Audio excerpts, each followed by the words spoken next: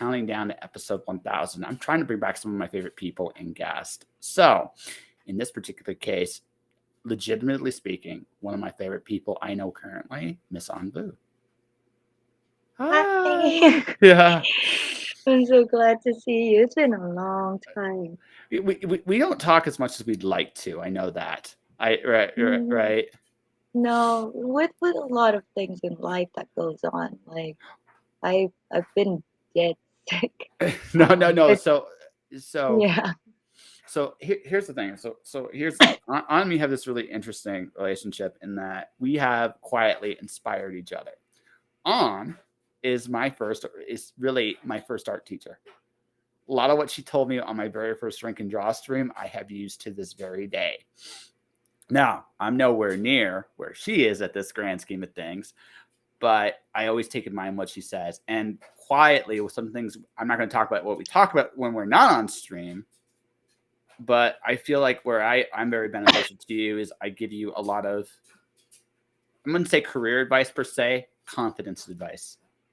Yeah, you're like my confidence booster, almost like a little reminder. Yeah, And I mean, this is the beautiful things about connecting with people overall is I learn from you life advice. You have a different path that you walk absolutely. in life, and you pick up certain things that I don't know yet at my age. So it's really wonderful. I'm Yeah, grateful for it. yeah. Because Yeah. I said something really nice. By the way, uh, I mean that I meant what I said on the first sentence there. Um, I just advertise. I just tie. I I like I said, I really enjoy. I have been thoroughly enjoying who I see you becoming, my friend. I really enjoy it, Oh, and I'm thank happy. you. I'm happy you're going down your path, and I'm very curious where it's going to take you, right? Because I know you have your own wants and desires, and that's kind of like that's a cool thing and a rare thing, and you're you found your vision, I think, for lack of a better term. Is that accurate? I have a vision. Yes, I found Yes. a vision of mine. And I'm sure I'm gonna have more, Oh, as sure. as anyone would in life, right? You go through things and then you just discover new stuff about yourself. Oh, absolutely, absolutely, Yeah. absolutely. I just wanted to write stories. That's all I wanted to do, and yeah, That's how it is. yeah, That's how it is. that's how it goes, right? And I'm getting ready now to take off to the next adventure, which maybe I'll be in Hawaii sometime early next year, That right? sounds great, my friend. That sounds great. Yeah, I it'll be next There's year. a lot. There's a lot for you to look forward to. Yeah. Well, so here's where I'm at, and then we'll talk about why I don't drop off on some of the things I do, and what Oh art yeah. like drawing is for me. It's not quite the same thing for me as it is for you, and I'm good with Mm. that. Like I'm very what's the term? I'm happy where it is in my life, right? Which for me is just a fun. It's my fun art, right? I take it somewhat seriously because I've been published and stuff, Right. but I never thought I'd be And published. congratulations on Yeah, that. yeah. Always a great J- accomplishment. John Westoff gave me my break, and I always will thank John. I always will thank John very much from the bottom of my heart for the opportunity. Right, I did Right. a Magic the Gathering esque story, and Mm. I drew a glorious glitter dragon. He wasn't happy. He was not very happy. He was a glorious glitter dragon. He was something else, and he was something else, and you know how sometimes artists will alter magic cards. So he Yep. was one of those Yep. altered magic cards. He didn't like it very much. Oh, Yeah. yeah. So that's the story I told. I wrote a story in there too, right? But I actually did a drawing of the glorious glitter dragon. Mm. He's a 7/7 angry guy that decided that he was not going to let his owner win any more games. So it Oh was my good. God. It's like going to get a Pokemon and then picking Yeah, the wrong one. yeah, just a little bit of fourth wall fun, right? Hey, Yeah. you can't alter me. I'm an all Yeah. powerful magic card, right? Yep. Right. Because So who's the that, master here? yeah, exactly. So, but for me, like again, somewhere down the road, I know this too because I'm doing all this stuff now. It's going to take me Mm, somewhere. But for me, it's like anything else. You have to, like, a lot of people quit because it's hard. I've never quit something because it's hard. I'll quit mm, something when I don't like it or I don't enjoy it and I don't right. have the time for it. I don't, right. And what I mean by that is I have other priorities I have to do, right. Right. For the time being. I think one of the biggest lies we tell ourselves is that we don't have time. We do. We have priorities. And by the way, there's nothing wrong with that. As long as you're honest about Right. what they are, that's cool. So for me, it's Right. not a priority to be a world class artist, right? But I Right. have fun. I have fun. And also, it makes me a better storyteller. Right. Right. Yeah. I mean, art and, well, at least with comic art, it's more or less sequential, and that's all storytelling, whatever you're illustrating, Yeah, you know, absolutely. as simple as a portrait, how the person looks, or their feature, their physical feature, the way they stare off in the distance, or the like the Mona Lisa smile. There's Yep. all little details that adds into a story. Whatever it is intended, though, is a different matter. Yeah.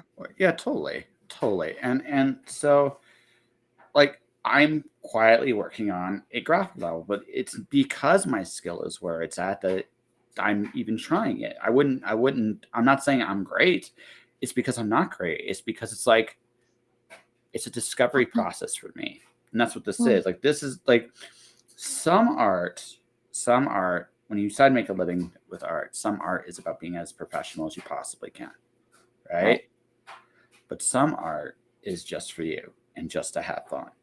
And there's Right. nothing wrong with that. So drawing to me is somewhere between a passion to have fun with and maybe somewhere down the road I may try drawing my own comic someday. I could definitely I'm kind of doing it now, but I mean Right. like a serious like full blown I think it'd be something along the manga realm of things. Mm, But because that's what I generally am most comfortable drawing, but I mean, I'm noticing this. I have a style now, which is right. slowly developing. I'm not this how do I put this as one dimensional I'm not just completely mimicking what I'm doing anymore, which is Right. good. That means I've evolved a little bit, right? So Right. and I've enjoyed the journey. Now, and again, I may not be good enough to like draw sequentials in like a really professional book. I'm not there yet, and I'm being very real saying that. But at the same time, I'm trying to have fun more than I'm Mm, trying to, and that's where I'm at. And I get the opportunity to draw with. You're an incredible talent, and you're not. I mean, people like yourself, people like Bill Maws, somebody else that's really, really, really incredible talented people, and they're coming on the show. It's right. like, you want to draw? Yeah, sure, we'll draw. I'm cool with that. I'm like, whoa, okay, that's awesome, right? Yeah. And again, nothing, no rocket science, no rocket science, no. It's just two people just drawing and having fun. And again, I realized something too. I'm really for a lot of artists to come on the show because again, there's no pressure, right? We're just having fun. And sometimes you Yes. just you need a day, even when you're a professional, you need a day like that sometimes. Right. Right. To draw just for fun. Yeah, exactly. Um, and it also teaches you to have fun with your work, even if it's, you know, work Oh, for someone else. As my thing when I went into art is, seriously, I was in cybersecurity and I switched over to art. So it better yeah. be I don't fun. blame you. I don't So blame it you better one bit. be fun, you know. So Yeah. if it's not fun, then like what's the point of doing it, for me? Because I definitely know that I have skills that I can apply in other jobs, but Sure. I do this because, well, there are people who believe in me and what I can do, and also because it's fun. Like I just love it. So Yeah. yeah, I on that subject, like I did find myself like I usually, for the most part, I would say 97% of the time, I always have fun doing the job that I do. I Sure. will always find a way to connect with any story that comes across on the table, um, by anyone that I work with. And I see every individual's IP as the person's child. When before I got Yes. into like whole comic thing, I grew up in Asia, right? And I was exposed mostly to manga, right? And I love reading manga. Like, and then for me, it was I found it to be a form of storytelling, a form of communication. There are certain things that um, just a visual image can communicate so well that maybe I don't have the words for it. And plus, like English was really my second language, Hmm. and at the time that I learned English, I also had to upkeep my Vietnamese, my first language, Hmm. and it was kind of hard. And I don't always have the right words. To this day, I like freaking make up. Sorry. No worries. Don't be sorry. Yeah. Listen, So if we you're all know. listening to this thing and my voice sounds weird, I just been sick for at least like two a month and a half now. Um, but It's yeah, no, it's like I at the time like I just didn't really have the right words to describe how I was feeling, and so I just turned to drawing. And yeah. sometimes people get it. Sometimes it's just a way for me just to get it on paper, so it's out of my system. And then that's where I've learned the beauty of like just communicating through the visual forms. Yeah. I mean, I that's it. Yeah, Picture's worth 1,000 words, right? So right, sometimes the words you're trying to say and what people are seeing from it can be very different. But I mean, even not always. Like sometimes it's just fun. Everybody can see the fun and the wonder and the sense of what you're doing, and that's great. I think that's wonderful when you hit that point. But again, it's not again not everybody finds it. And again, this isn't necessarily easy stuff either. It can be um, hard per se, right? It can be hard. right, Um, what I've learned again, the beauty what for me, I think the really thing I enjoy about this is I've learned like one of the things like drawing has taught me is it's okay not to be perfect. In fact, it's probably better that you're not perfect. oh, And that's my motto. That's my motto. It's perfectly imperfect. yeah. So I learned this. I learned I mean art like I had a couple guests on here that do draw like again, and I honestly think like they've got more practice at it than I do. One guy goes, I wish I had that ability myself because again they take it so serious, and I get it because you're putting everything you got into it, right? Hmm, But for me, sometimes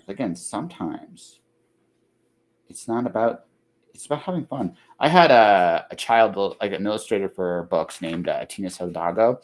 We did 5 minute drawings, right? We did 5 minute drawings. So she told me draw Batman in 5 minutes. So like 10 seconds in, I screw up the ears. I start with the ears, I screw it right up. Like it's not. It's like these aren't Batman's ears, right? So yeah, I decided, okay, well, I can't really fix it because this is like 5 minutes. So what can I right, do? So I decided I made a brand new character.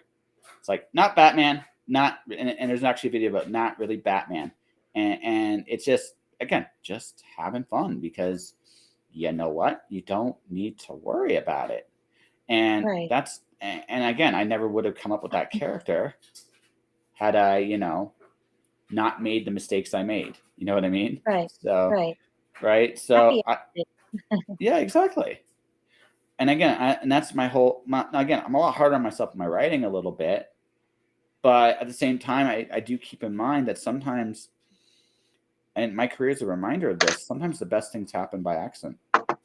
So don't Yep. fight your accidents, enjoy them, embrace them, right? Right. You can make mistakes, and sometimes a mistake isn't a mistake. Sometimes you discover something wonderfully new and awesome and amazing that you never intended. And Exactly. I think that's one of the best things about art and storytelling in Right. general. So Right. Yeah. And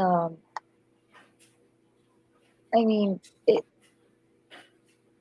if you remember when the first podcast we did like this, um, I I share with you the story of how my dad, who has like zero association with, sorry, no worries, um, don't. I'm just gonna be like this the whole show, It's but okay. You have become secretly Canadian. I forgive you, man. It's all yeah, good. It's all good. oh man, but I think I have relatives up there to be honest, Oh, but yes, okay. I I share you that my dad, who has zero association with like anything really creative, like for the most part, he enjoyed music. But he like didn't quite get what I was doing in terms of like drawing. Yeah. Um, and but like any parents, they would observe their kids to see like what the hell are they up to now? Like What are what you are they? doing? What are you doing? Yeah. And I remember I struggled. One thing I struggled for the longest time was drawing ears. I remember I did in middle school. I did a portrait of President Obama at the time, Okay. um, and it was hung up in the main office. So anyone who walks into the school, that's the first thing they saw. Oh, Um, wow. but I I did not give him any flattering ears. It was kind of bad. Eh, eh, I if I was going for a what you call that, doing a caricature kind of portrait, then maybe, but still, it was weird. And then eh, I did Audrey Hepburn's portrait. And one more thing I struggled with was the ear again. And my dad just kept on seeing it, and he was just like, "What the hell are you drawing?" And then he'd blurb out of his mouth, and he was like, "You know why you can't draw that well?" mhm. And I was like, "You mean I don't draw well?" And I was like, "Oh well, it's because you don't understand what you're drawing." Yeah, Yeah, and I was like, "That makes so much sense." And totally. after he said that, I was like, "Huh," now my mind switched over and I was like, now I'm curious about almost everything that I see as much as I can help it.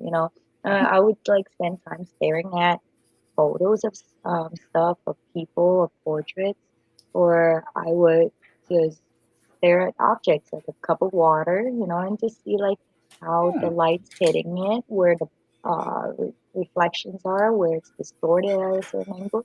So you just watch. It doesn't mean that you will know everything by heart, but it trains your mind to really look at things on a closer look, or like on you slow down. You slow down and you start observing things more. You pick up more details. And exactly. that's how I like, because I get the question. A lot of artists will get that question, like, you go to school. Some did, I didn't, and that's how, in a way, I self-taught myself, and like, Yeah, self-taught isn't doesn't mean that you like magically learn or know things. Some people have a knack for a certain gift, right? oh, um totally. some people have it for music. I don't. I think I stay on tune for the most part, but like, I don't have it in me for music, but I have it for visualization. Yeah, But yeah, like, self-taught to me is like that part where my dad say, like, you just learn, you try to understand what you're drawing, and there's so much available resources nowadays on YouTube, on Google, and mhm. you can connect with artists like this. So for me, at least on the island here, we have things like Comic Jam Hawaii, which is a local group of artists who meet up like every first and third Sunday of the month Yeah. and at the mall close by. And we'll go to the food court and we'll set up a table and anyone can join us. And as when I first moved to Hawaii, I that's where I went and like I asked different artists about different things and they see what I'm drawing, they can give, you know, hints, and you just gotta be very open to learning. That's the one thing I get a lot from people that say I receive things well, like criticism, Yeah. pointers. And I was like, that's free schooling right there. I never got to go to school for art, so like getting criticism and pointers from Totally. anyone who see what I'm doing, they're literally spending seconds, even like a second or 2 seconds of their life telling me something. That's like you didn't have to do that, but you did that. It's like thank you. Yeah. And then what I do with that material is up to me, you know. But still, yeah. Yes. No, details are everything. And that's like for me, when I listen to people on my show, sometimes people say I'd be a good therapist, right? Oh yeah. Yeah, you're like, yeah, yes, you I would told be. you that too. Yeah. So, but the reason is all I'm doing, honest to God, all I'm doing is listening to the details. I'm not doing anything like hardcore, like difficult. I'm just paying Right. attention. I just stop, slow down, Yes. and listen. That's all I do. Yes. And, again, I don't judge, so people feel trusted enough to come talk to me about whatever they want to talk to me about. And that's part of the appeal as well. I'm not going to um, judge you for whatever it is you do or don't do, for the most part, Yes. unless you're overwhelmingly an asshole, in which case I will call you on it. But barring that, I'm not gonna. I don't listen to a lot of the same rhetoric a lot of people do. I actually I try to pay attention to what is actually going on, because that will tell Right. me more about um, that will give away the, as they say, that gives away the plot. And Right. I'm more interested in the plot than I am in the story people tell. And I say it like that because that's the thing. Art's the same way. It's all about details. And I know what level I'm at just based on the details I'm adding and the details I don't add. And I can see it. Like, I'm a lot farther than when I started. I can see that. But I still have Mm. a long way to go, right? And I can see Right. where things can be improved. I see where things can be um, the challenge of doing some of these things, right, going Mm. forward, and you know, I can see it, and but I mean, it's what I've learned in this life is it's not about what it looks like at first. Right. What it's really about is the details you are willing to go out of your way to see and understand, because that's Right. when you're really going to see what's going on in the world, and that's not just art, that's everything, right? It's the details, Right. and sometimes they say the devil's in the details. It's kind of true to some degree, but it's also just that's when you're willing to really look and see things for as they are. It's Right. that willingness to explore and see, observe, listen, pay attention, right? Yeah. And you know what?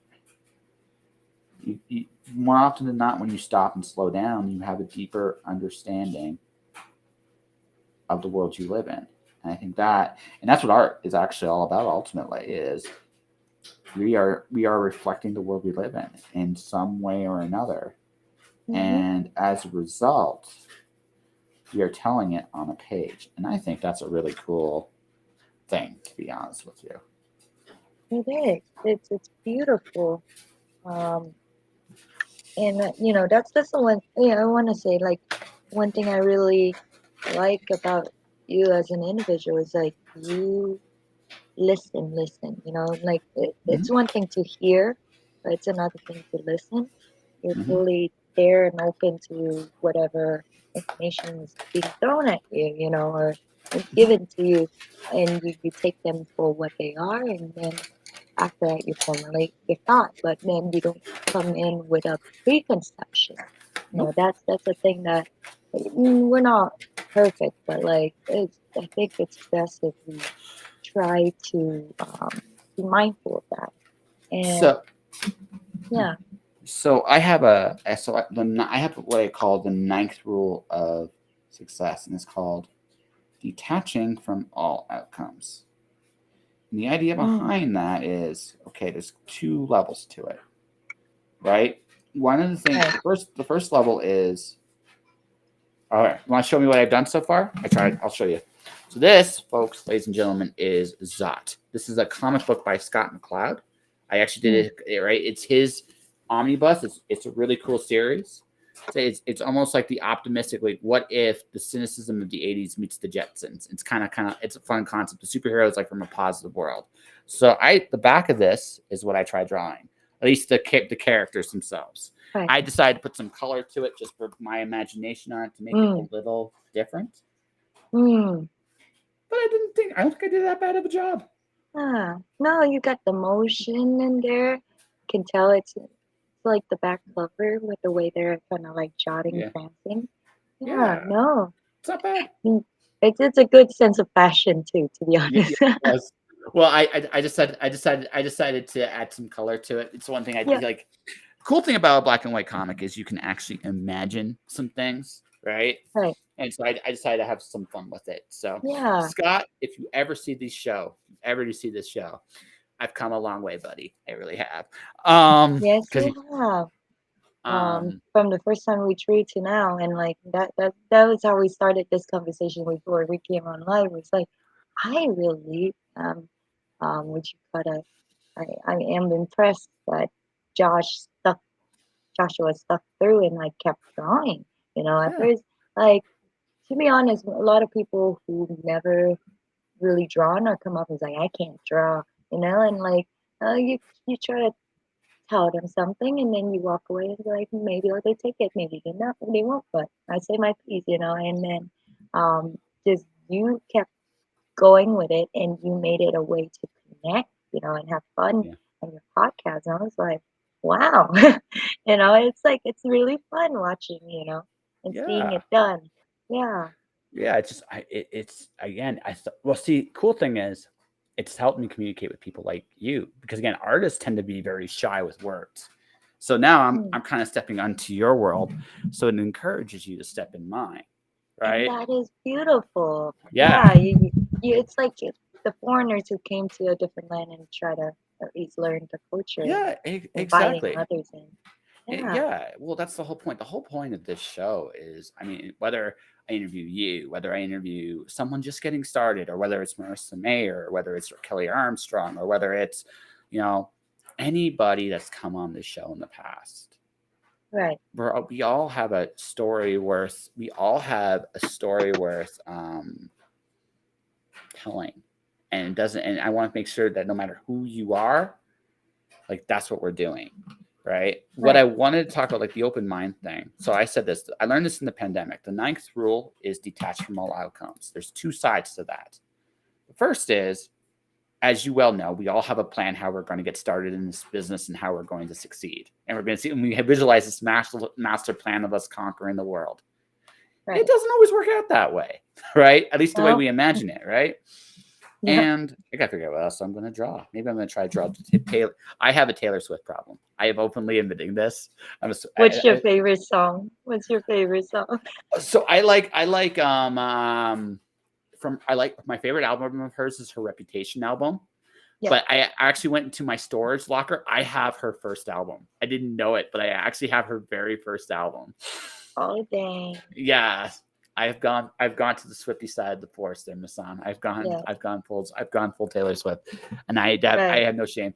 I have hardcore metal. If Matt Knowles and Steph Cannon are hearing this, I still got Amorphis, Amon Amarth, and Elu Vitae and some really cool bands there.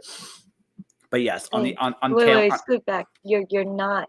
No, there's no shame in being a Swiftie. no, there is not. There is No. I'm good. No, I might even joke about it in my bio at some point down the road.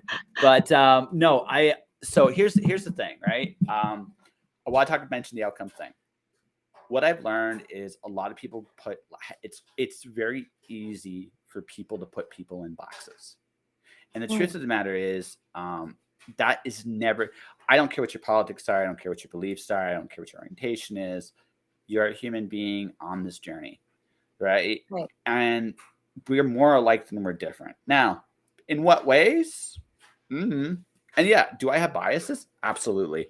I'd be lying to you if I said I didn't have biases. We But all do. we Yeah. all do. But at the same time, right? I realize that you have to be very honest about who you are and who you're not, and Right. you have to give people the same grace, right? You have to give people the same grace, and because if you don't, what if you put people in boxes, you put yourself in a box, Mhm. right? That's what I've learned. So that doesn't mean, again, I don't have to. And the beautiful thing about that too, about that perspective too, is I don't have to agree with you on everything. In fact, I think that's a more wonderful thing. I love the fact that you have a different point of view than I do. Right? Mhm. It makes the world a much more interesting place. I think the Yep. worst night. I think the worst nightmare in the world, honestly, would be if me and you had the exact same opinion on everything. We shouldn't. No, I do not want a double of me. That's Yeah, trouble. no, no. Now, again, I should respect your opinion, right? And because I'm detached from the outcome, my goal should not be to agree with you necessarily. My goal Mhm. should be to understand you. Because Right. if I understand you, even if I don't agree, so what? This works for you. And I see why it works for you, right? Right. That's it. Or even if I don't agree it's going to work for you, I love you and trust you enough that you're going to find your own way and make it work for you because I Yep. believe in you.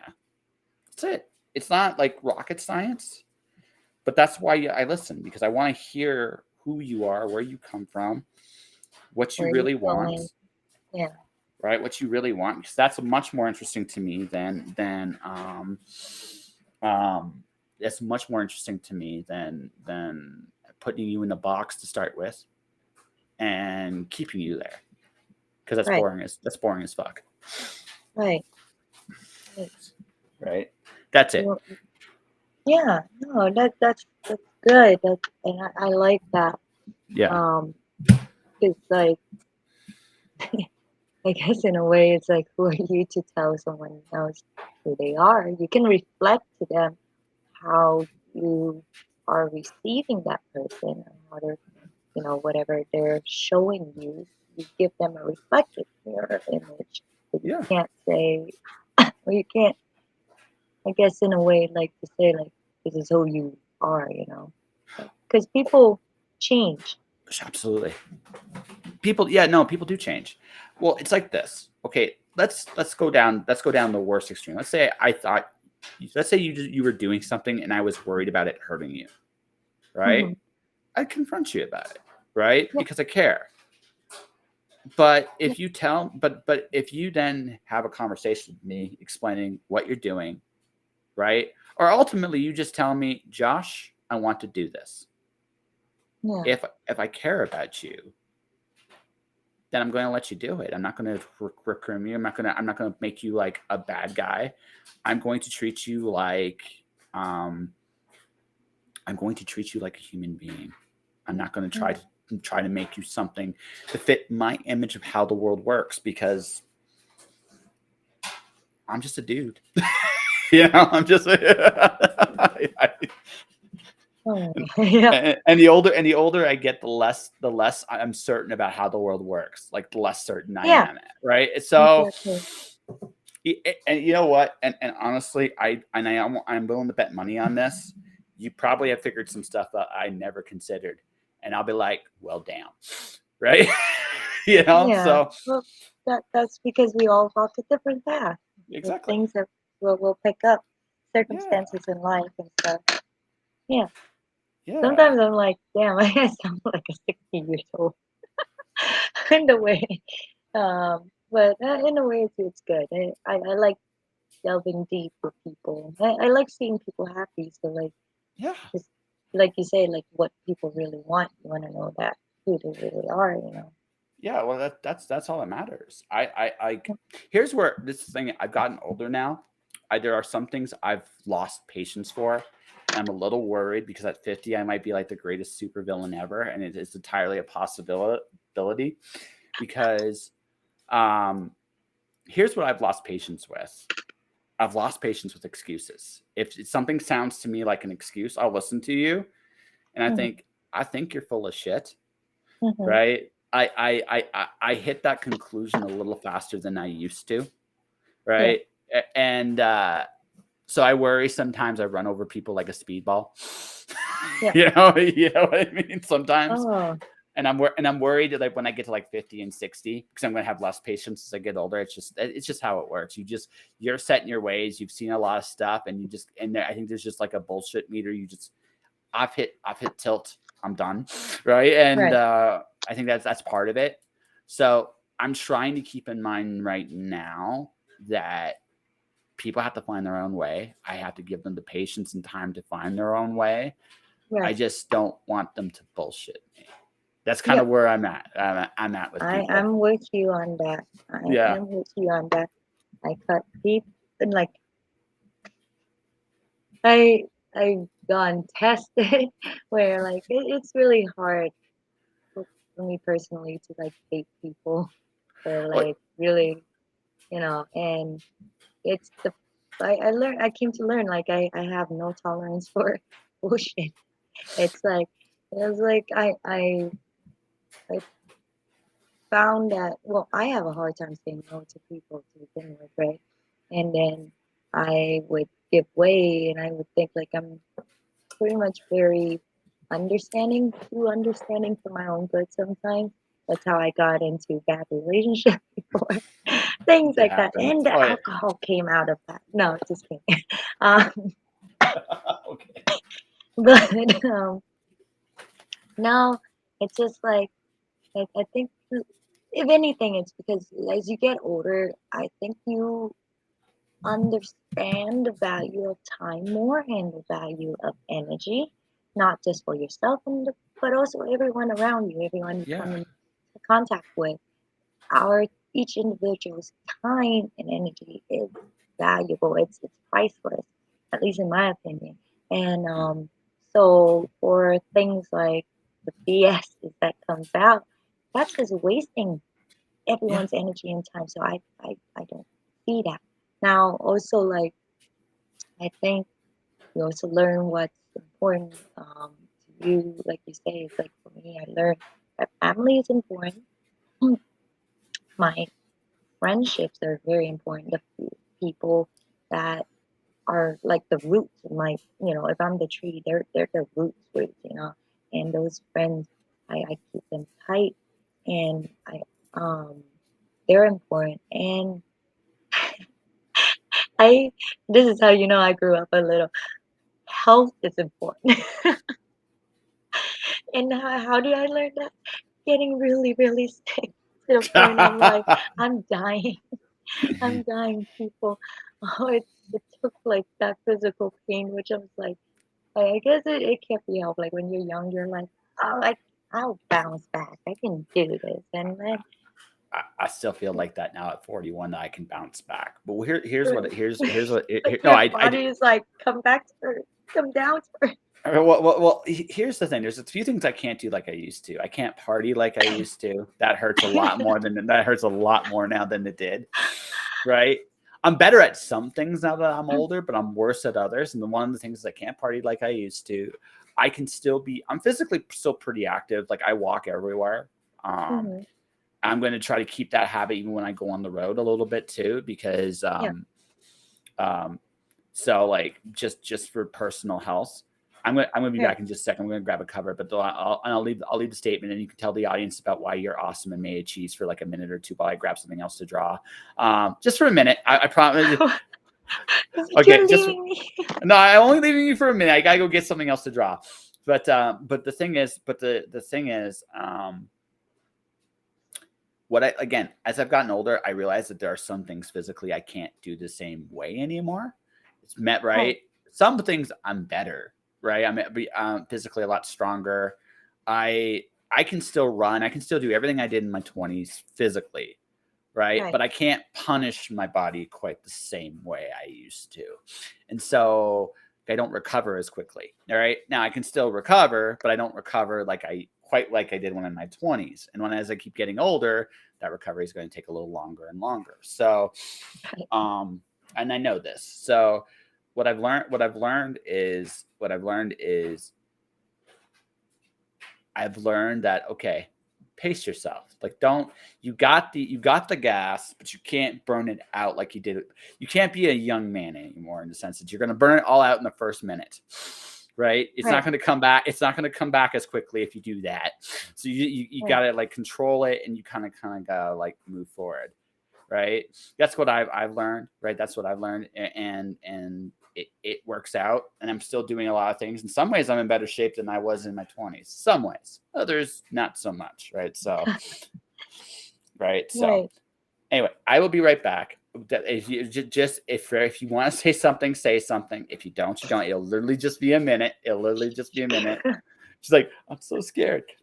So Nah. I won't build you up too much. You know what you should do, honestly, because you got a lot of stuff like currently on Kickstarter in different ways right now. Take a minute, talk about like some of the things you've got going. All Right. right, I'll be Or right back. what's been up with me. So yeah, yeah, sure, sure. Yeah, I'll be I'll right agree. back. So while he's running out, but yeah, no, if you guys been following me, if you have not, my name is Anh Vu. I am based in Hawaii. I'm a comic artist and illustrator professionally. Um, I guess you can count it. I've been doing this for 4 years, but I didn't quite get a break into the industry. I started getting work until September 2021, so not too far off. But last year was my whole tour on the mainland. Um, and last year, I pretty much spent a lot of time doing work for a lot of Kickstarter. And I love working with indie publisher. Growing up in Asia, I had all kind of like different stories that come out of mangas, right, and anime.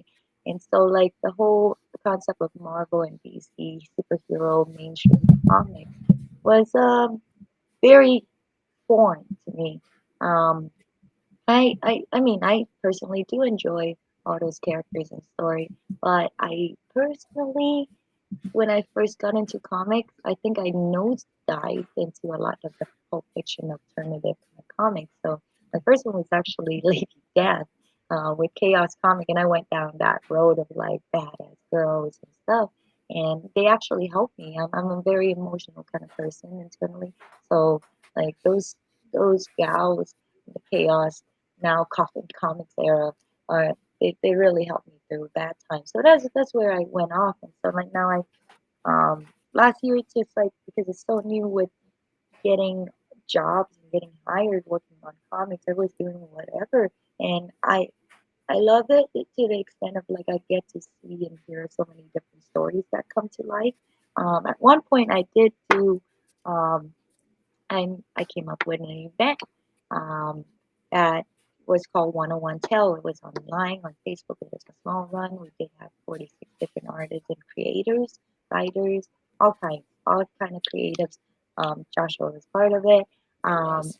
and like it was actually the way it came up was it was just out of nowhere. I just was like we were in lockdown pandemic and everyone's sad about not going to cons and there was all kind of political stuff and negativity going on. And I was like, you know what?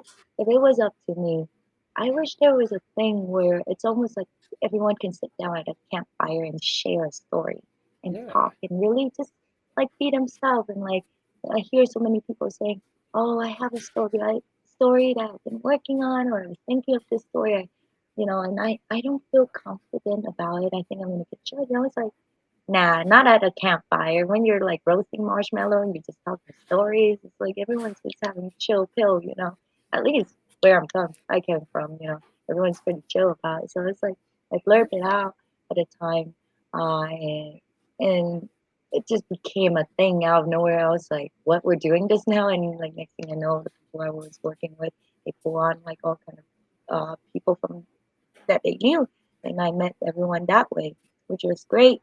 And um, the best thing, the thing that I came out of that was like, I I I felt that it was successful. Is that I was like, if and you're probably gonna probably see this with me all the time is I'm pretty emotional kind of person, and I'm just like I want the best for everyone. And it was that if we start by telling our own story and we become vulnerable first ourselves, we invite other people to be vulnerable as well, and that creates more compassion in the world, and it motivates everyone. Yeah, It truly does. It truly does. yeah. So I got you. You gotta make a choice for me. Okay. So here's the choice. So Spy X Family cover. Okay. My Uh-huh. favorite manga right now. Yeah, My favorite a manga lot right of now. people.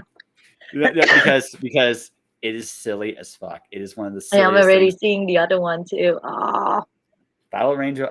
I have a third, Alita, which is also a badass book. Very yes, badass book. yes, you got all the good And the ones. third, I'm a big Japanese light novel fan, folks. So this is one of the Japanese light novel series Yeah. I'm reading. Failure Frame. Earlier, right? I haven't seen that one. So Hmm. this one is I became the strongest and annihilated everything with low level spells. So it's about a class that gets sent to OP, yeah. Well, OP no, as hell. so for folks to listen, one of the biggest video game, like one of the biggest tropes in Japanese light novels is getting sent to another world. In this particular case, in this particular case, the main character was rejected by the goddess of this world because his abilities sucked. Turns out his abilities are Oh, actually really good. Like everybody hmm. underestimates it. He levels up like a madman. So he's like the strongest character in the world, and now he's part of the world and trying to get revenge on the goddess. And it's interesting because it's not just a typical. It's not typical in the sense that it's a how do I put this? So which one did you want me to do? Alita, Spy X Family, or the Failure Frame? I figure it's No. going to be one of these two, but Well, the thing is, let's do the failure frame. Since you're talking about that story, maybe you can introduce me to yeah, that. sure. 'Cause I'm gonna try to I've draw the not. cover. Yeah. I have, by the way, no, not this, folks. I'm not gonna promise I do sexy women very well, but I'll give it a try. I will give it Hey, a try. something new. Yeah, Something exactly. new. Hey, rule 8: stay uncomfortable, right? So, gotta try new stuff. So here's the thing, folks. Right? One of the things it talks about, one of the neat little side themes I really like is the idea of status and how we try to make ourselves different and better than each other. And like the villain of the story is the real villain of the story is the goddess. It's not the big bad guy, and everybody's supposed to come slay. It's the goddess. She's the villain. Like you can see it. And one of the things about that is right is you can see that. Um, but the way she's taking advantage of people is you get people like privileges and power, their real personalities can come out, right? So, and that's an interesting thing. I think it's an interesting thing. And I think it's a very Japanese thing where status and class definitely play a role in um, how people look at each other, Right. right? So I that's what I like about it. Now it's definitely it's tropey. I'm not gonna lie, folks. It is a very tropey series, right? But again, sometimes so in some ways, it's Spy X Family. Like I think from a literary standpoint, I think Battle Angel Alita is probably the best thing I'm reading. Right? It's fantastic. Right. Right? That's a That's just classic.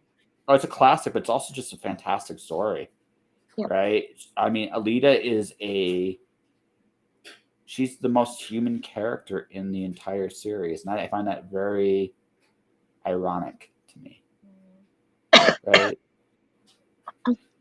That's just my opinion on Alita. Right? Yeah. She's just an incredibly um, she's an incredibly Not uh, human, human. yeah, no she's an incredibly complex character. That's the thing Yeah. about her. She's incredibly complex. I don't even pretend to like understand. She's trying to figure out who she is, and it's such an interesting dynamic. You know what I mean? Mm. So I really think she's an intriguing character because of that. And no, so it's the best story. But sometimes, again, at this point in my life, at this age in my life, right? I like silly shit. I really, really do. And that's why I love Spy X Family, because Right. it is seriously. I at this particular point in the ball game, I actually wonder how they're fooling each other. Like with everything that's happened, all the like kind of giveaways that nobody here is exactly what they appear to be. Yep. Right? No, like the only one that kind of makes sense that their abilities are still hidden is Enya's, because she's a telepath. Anya. Yeah, Anya. yeah. Anya is just Waku waku. she is so hilarious. Like Mm. she's just like both her quote unquote parents. Like She's very reactive, like to oh, everything. absolutely. Actually, they all are. That's the hilarious part to me. Mhm. Like yours ridiculously strong.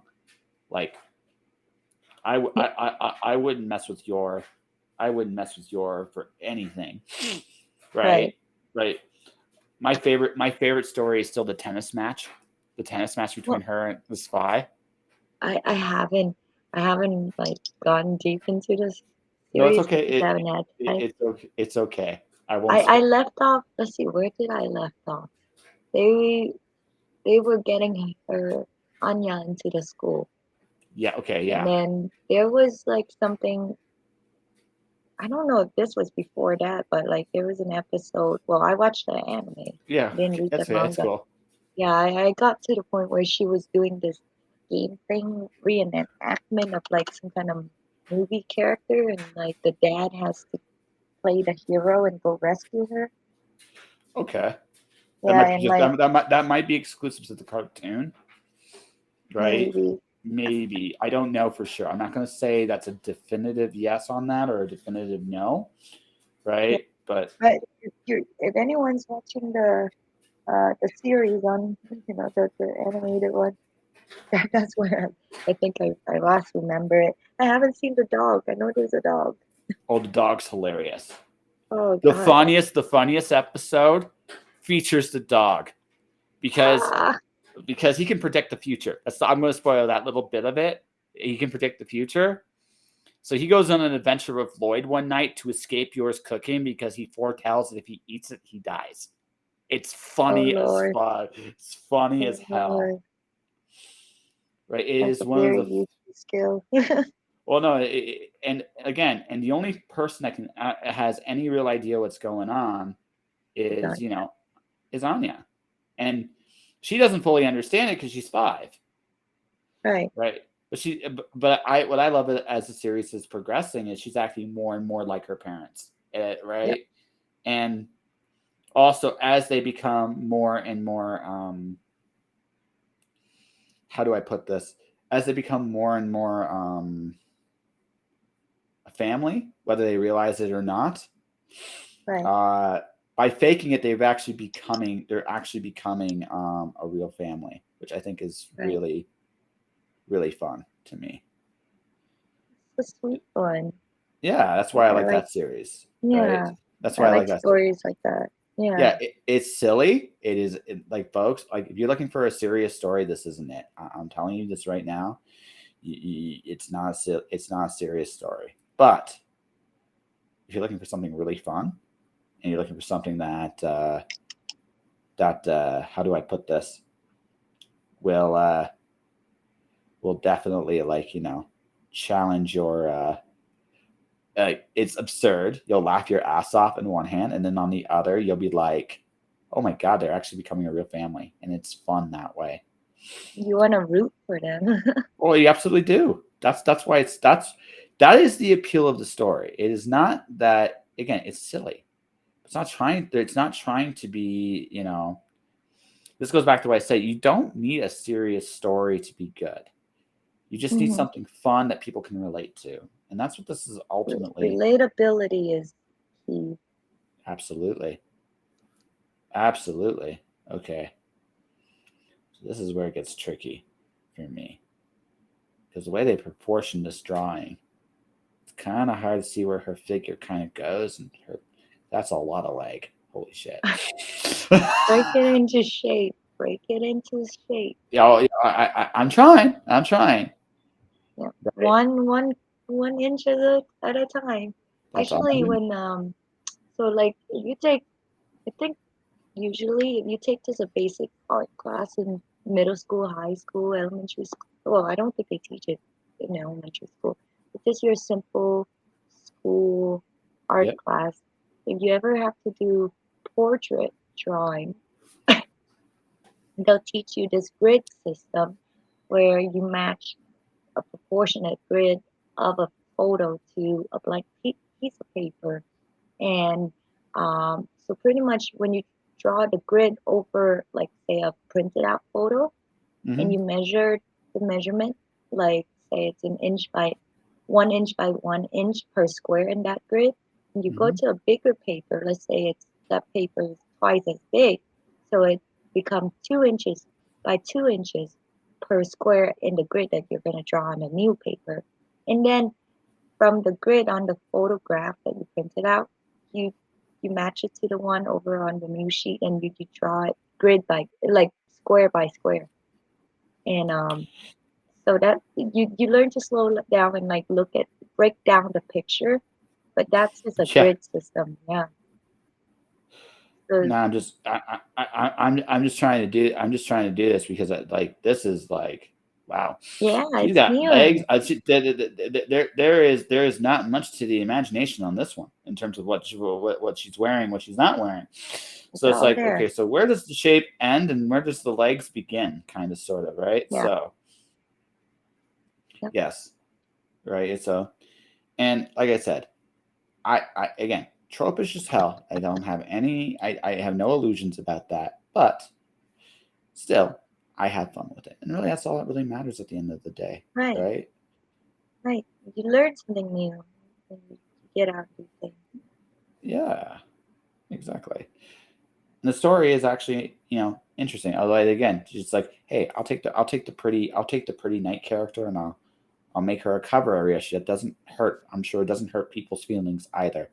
You know what I mean? It's like it doesn't really hurt anyone's feelings. So, but hey, it is what it is. So you said you were into chaos comics. I heard that. I heard you talk a little bit about Oh that. yeah. So that's how I started into like Yeah. comic. Like I my family's with the military, so like I saw comics on the base, like I never really understood it.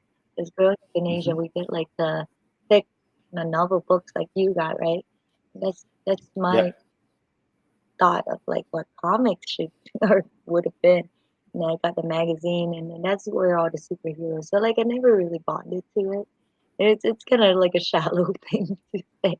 It's just No, weird to get over that like shock, cultural shock for me. But no. then I kind of get it. yeah, but then when I saw Chaos comic and the gals and like just when it came to like Lady Death, and uh, I was living with a housemate at the time, and she showed me that comic, and I was like, okay, I'll give it a shot because like the design of the character just looked different. I think she was pretty, but like she had that ghostly figure. And I was like, oh, okay, this is different. It's not like the superheroes I've seen. Storm was probably the closest character to that.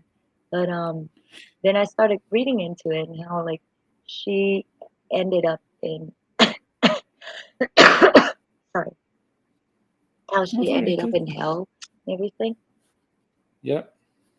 And like she literally became what they call hope what's it, hell's only hope. I was like, Yeah. wow, that's deep, and then I just got further and further, and then Yeah. I found like a whole nowadays I'm I'm into like Pulp Fiction, and like after Lady Death and like Chastity, Purgatory, all those characters, then I started seeing things like the Eerie magazine, um, Heavy metal. Heavy Metal, Creepy, Yeah. and Creep magazine, all those. I was like, wow, there's like a whole treasure trove, And growing up, it also took me back because like I was also saying like how I started pretty much in a way like I love storytelling and why I did those 101 tells in that way, what I thought of. And then when I got into like being published and working with a lot of indie publisher, I just really love this, when people come out with stories that they're inspired by or just out of the universe somehow they channel it. It's cool or Hmm. something they experience themselves and being channeled into a story. That's great. And then it I I I do admit last year it was so busy and I was grateful for all the work. I'm grateful for like how fast I got work, and how many people took the Yeah. opportunity on in me and like which allowed me to make my first ever like US tour, like mainland tour actually. No Over worries. yeah, because like in Hawaii we're the island and you guys are the mainlander, but going um but in that greatness of like the business, the hustling and bustling, I think I did lose a bit of myself and like just being exposed to so many things and being pulled in different direction. Um, to once I came back from the tour, I did a 3 month and a half tour. Um, and once I came back to finally like being able to process it, because while you're on the road and having deadlines after another, you don't really have a lot of, at least for me, I didn't really reflect on things as well. But when I came back, Mhm. I reflected on what I was doing, um, and what I was into, what I wanted to do in the future. I was reminded of where I started, which was all storytelling, and Mhm. how I love the Pulp Fiction kind of um, stories, Yeah.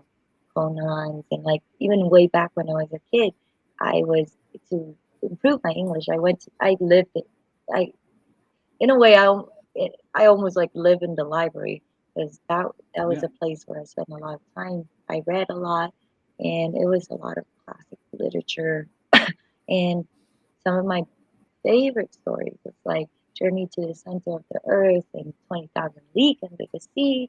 And then when it came to like pop culture stories, movies, I love all my National Treasure and Indiana Jones. It's like we can see.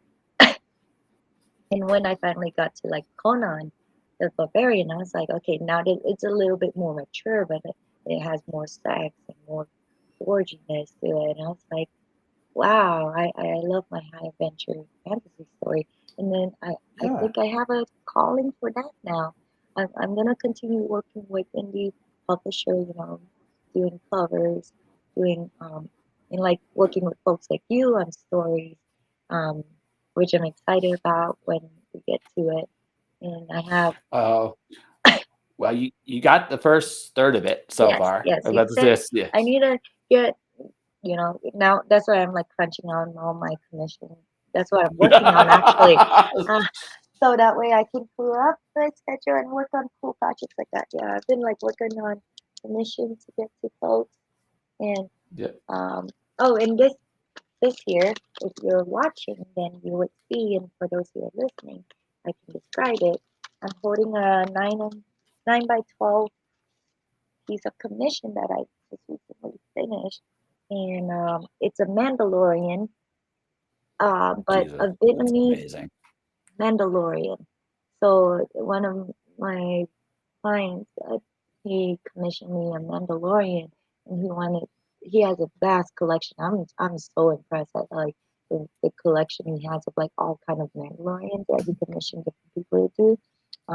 Hmm. So I was like, oh yeah, how about let me try to put my heritage root twist to it and I did a Vietnamese one. And I know a bit of the history in Vietnam because I used to grow up there, went to school there, so I learned a bit of the history. So I based the armor off of like our like in Southeast Asia we have the Nara, which is the Naga. Actually, sorry, Naga is like the serpent.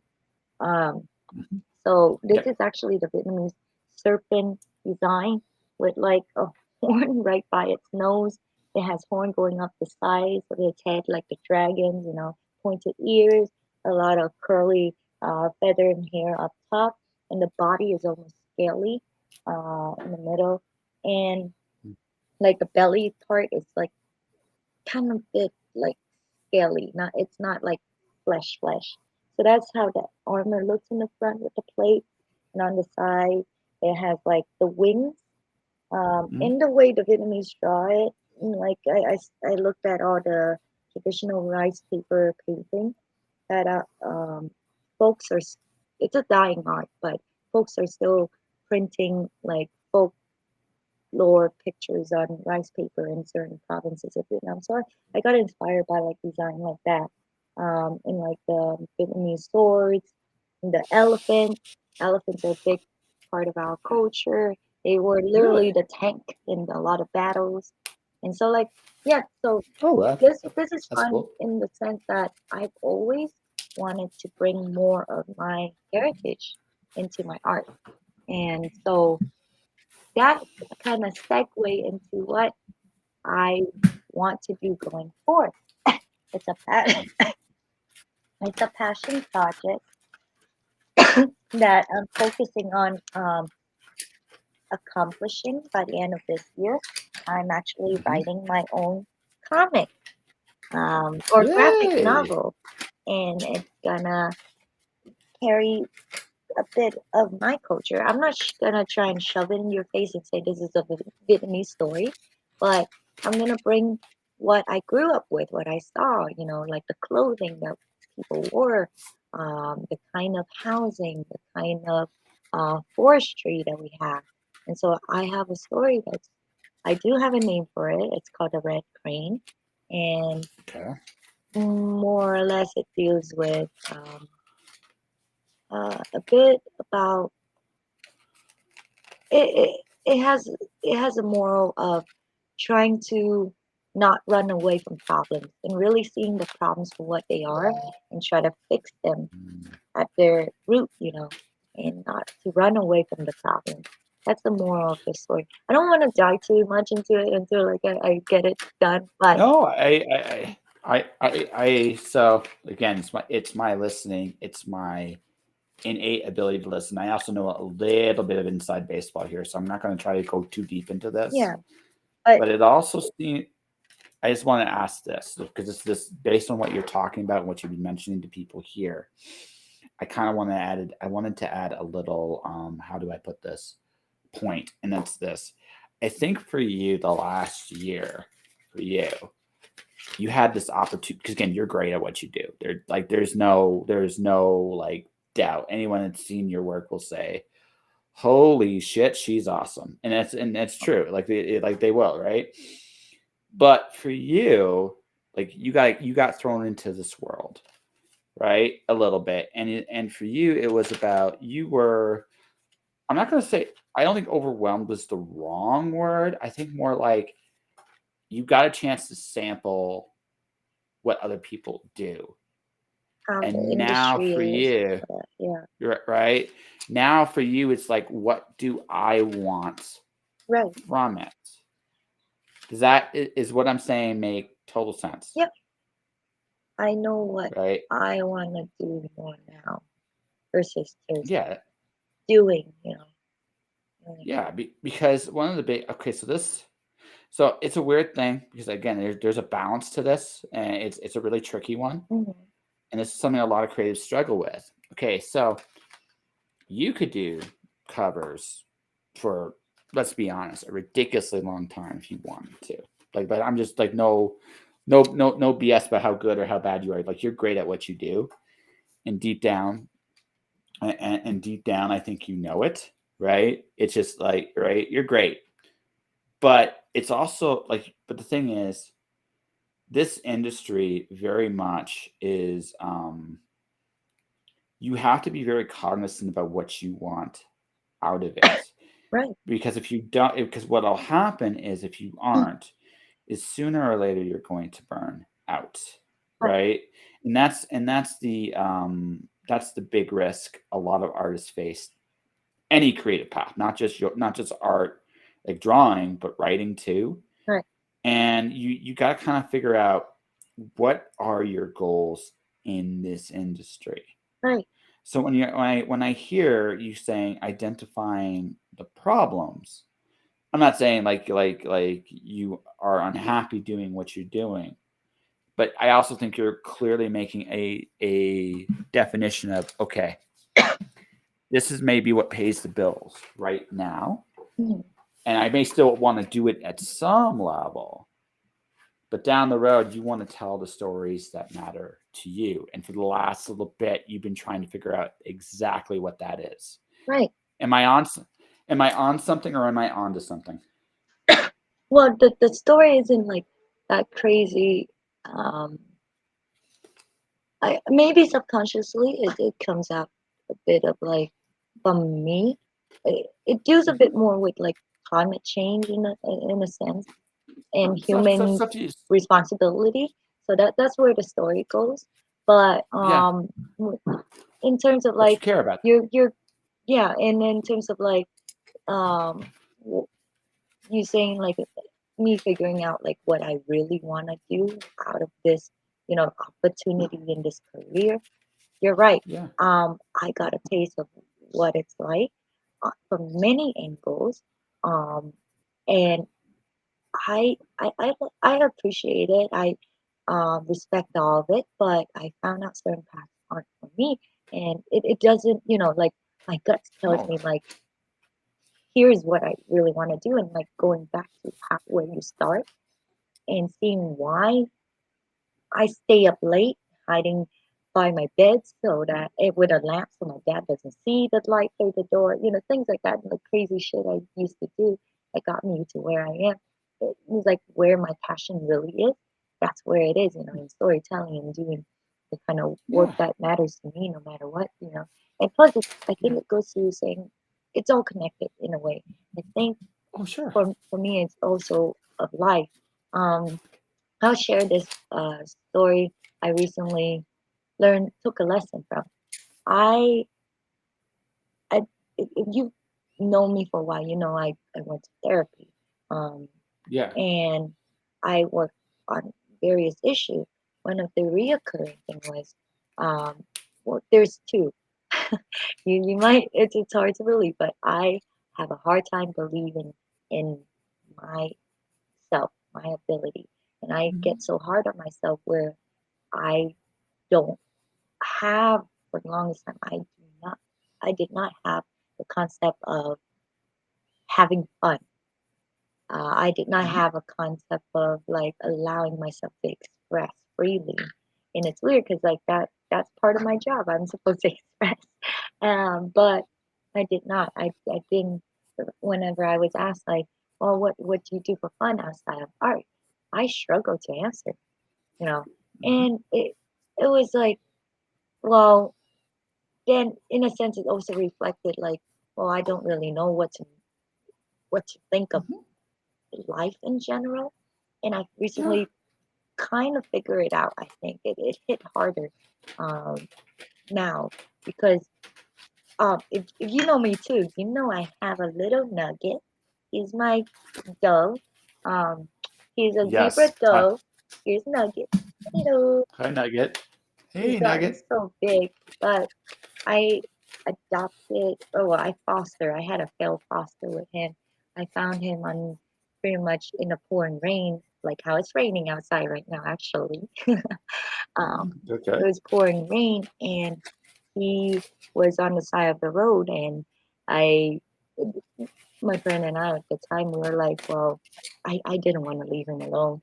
And so I took him in, and no one was going to take him. No places, no Human Society Center. And they just say he's an invasive species here. So I ended up taking him home and raising him since last year. Yep. And recently I found two more outside. Um, Unfortunately, they did not make it. They weren't strong enough. But like seeing, I saw them hatch and die within 24 hours. Um, Oh. and it hit me like there's such small form of life. It's so precious. I was like, Mhm. that's it. Life is so precious to not enjoy, to not do the things that really makes you happy. These two little babies did not have that chance.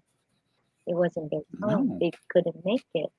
But we made it. We are alive today. Every second of the day we wake up, we have that opportunity to truly be happy. And I do believe everyone wants to be happy, whether they're conscious about it or not. You know, everything we do in life, we really want to be happy. So I think to narrow in on that is like, well, what makes me happy is I have the ability to tell stories. I have these stories that I want to tell. They make me happy in doing that. So I will share them, you know, I'll do them. And then um but yeah, like I can go on and do work for people and I will work with people that I chive with and like the stories I can connect. If I find that I can't, then I would pass that on to other people who might have better Okay. time doing it and it serves its, you know, a better purpose than, you know, me who doesn't connect as much or enjoy doing it. So it's like things like that. It's just part of life, you know. It's like once you figure out, it's like, well, now I'm conscious of every decision I make, not in terms of just my work, but also life overall. I know I'm rambling, but I hope I'm making sense in that sense. Oh, totally. Yeah. So I have a theory. This is something I hit very hard with people. Hmm. Right. One of my favorite. This is an That's not old movie. important. That's it. Did you ever see Rocky 3? It's No. I only an saw the old Rocky one. Rocky 1's good. Rocky 3 is about maintaining hunger after you're successful because Rocky gets everything, right? Yeah. Gets everything, and now has to like find his hunger. Well, my one of my favorite quotes from that movie, because it's not like the most deepest movie you're ever going to watch or see, but one thing I thought that made a lot of sense to me was the whole concept that there is no tomorrow. Yeah. A lot of people put off. They say, "Oh, I could do this later." No, you can't. Like you have, it's really the only guarantee you have is now. And again, this is about doing what you want to do. There's no wrong answer Right. to what you want to do. But you only have right now. There's an urgency to life. There has to be an urgency to life because it's the only way things change. And one of the things that a lot of people don't, I say this with all respect to a lot of people, um, they take for granted the time they have, and it comes and it hit and it's over quickly. So what I've learned is I try to do, like, a lot of people think I'm pretty brave for some of the things I do, and it's not because I'm like brave. I just realize that if I don't do this stuff now, when Mm. I can do this stuff, it's going to come a time in my life where I can't. Right. And I don't want, like, no regrets. Yep. I am way too old for that shit. I want a life of a million mistakes and no regrets. Yep. And because the pursuit of happiness is going into the unknown, making all these like crazy, do these crazy things that you try to find whatever your happiness is. Right. That's something I've learned. And happiness doesn't come by doing what other people say this is how you do it. Happiness comes by finding whatever that joy is in your life, whatever that joy is, Right. and going for it, right? Right. In any way, shape, or form you can, Right. right? So, and sometimes it's about trying new things. Like, Mm. for example, I'm not quite done yet. Yeah, I'm almost there, but I'm going to show you uh, hot, hot, crazy night elf. I tried drawing for the Mm. first time. I did okay. I did better than I thought I would actually. But I don't know if it's good, but I don't again, it's not but I tried. Right. That's the point. You did it. You went in, You you did try it. to understand, you try to learn. Yep. And the first time I did it, I mean, is it perfect? Nope. But did I try? Yep. Mm, And that's all that matters is right. I made the attempt. You want to see? Oh yeah, I see. Yeah. It's not bad. It's not bad. No. I didn't quite get everything, Mhm. but And you were studying like you the thing I like about watching you or like even little kids or people who pass by, like whenever we sit at the mall and do trying, right? You, you can literally see them learning. Their eyes are opening up. They're learning what they're looking at. They're yeah, making sense. There's problem solving. Art is problem solving. absolutely. Absolutely. And that is so wonderful to watch. And when we were talking too, it's like about how you're learning to draw and like you see yourself improving over time. I was like, personally for me, I was like, one day I would enjoy it when I have kids, right?